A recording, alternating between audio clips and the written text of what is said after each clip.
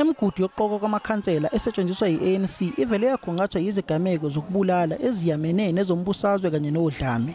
Amalungu amathathu e-ANC esifundeni iTheku nokuyisifunda esibhekene nezingqinamba adutshulwe emhlanganweni womphakathi okwakuzoqokwa khona amalungu azongenela ukhetho. Okhulumela iqembu Kulempelasonto uthi lezi zigameko zidalwa yigilamkhuba ezifuna ukufunza umphakathi amakhansela. The ANC doesn't invite hooligans or thugs to its own meetings.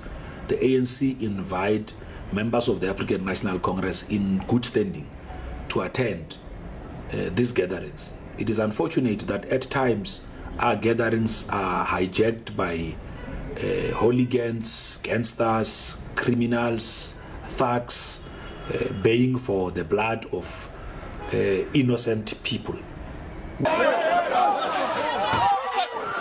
Amalungu eqembu ayabulawa yize iqembu lehlulekile ukwethumela uhlu olinamalungu ayezongenela ukhetho komasipala abangamashumi-993. We will be dealing with disputes even beyond elections.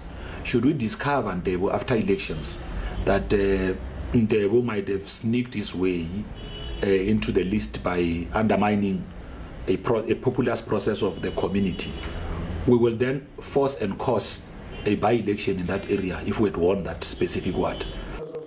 Umhlaziyi wezombusazwe usolwazi uTheku uthi udlame olubheduka kohulumeni bezindawo sokwaba yinsakavukela umchilo wesidwaba eqenjini elibusayo ikakhulukazi KwaZulu-Natal.